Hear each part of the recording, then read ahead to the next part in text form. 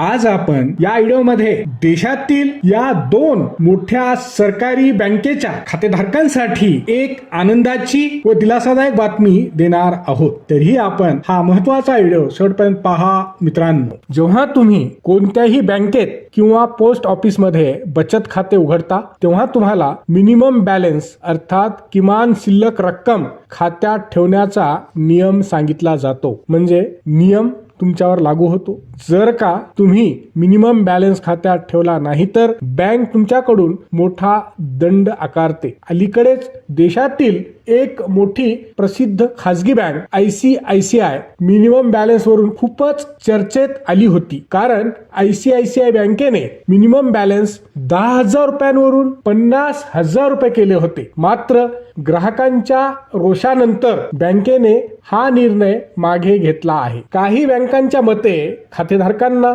चांगली व उत्तम सेवा देण्यासाठी मिनिमम बॅलन्स आवश्यक आहे, कारण ATM नेटवर्क, सुरक्षित मोबाईल बँकिंग ॲप्स, चेकबुक, आठवड्याचे 7ही दिवस 24 तास सेवा यासारख्या सुविधांवर बँकांचा मोठा खर्च होतो। Number 1 BOB bank of Baroda. जर का आपण बँक ऑफ बडोदाचे खातेधारक असाल तर तुमच्यासाठी चांगली बातमी समोर आली आहे। बँक ऑफ बडोदाने झिरो बॅलन्स सुविधा सुरू केली आहे। आता खातेदारांना सामान्य बचत खात्यात मिनिमम बॅलन्स ठेवण्याची आवश्यकता नाही। बँक आता ग्राहकांकडून या संबंधित कोणत्याही प्रकारचा दंड आकारणार नाही। हा नियम BOB ने 1 जुलै 2025 पासून लागू केला आहे। मित्रांनो, व्हिडिओ आवडला तर नक्की लाईक व शेअर करा आणि चॅनलवर नवीन आला असाल तर सबस्क्राईब अवश्य करा। नंबर 2 देशातील सर्वात मोठी सरकारी बँक स्टेट बँक ऑफ इंडियाने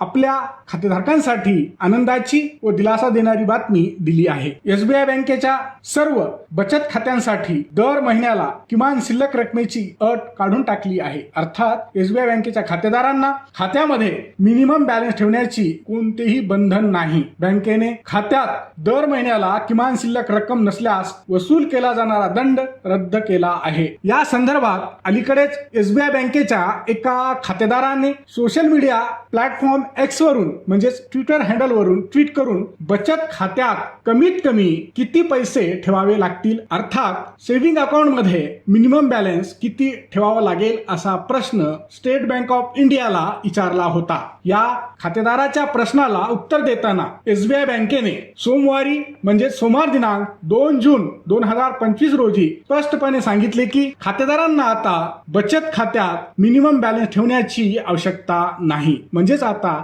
तुमच्या सेव्हिंग अकाउंट मध्ये पैसे नसले तरी तुम्हाला कुठल्याही प्रकारचा दंड भरावा लागणार नाही, म्हणजे तुमचे पैसे कापले जाणार नाहीत। भारतीय स्टेट बँकेने ही जाचक अट 11/3/2020 पासूनच काढून टाकली आहे। मात्र बऱ्याच ग्राहकांना याबद्दलची पुरेशी माहिती नाही। SBI बँकेच्या या निर्णयामुळे देशभरातील कोट्यावधी खातेदारांना मोठा दिलासा मिळाला आहे। हा व्हिडिओ शेवटपर्यंत पाहिल्याबद्दल आपल्या सर्वांचे अगदी मनापासून आभार। खूप खूप धन्यवाद। जय महाराष्ट्र।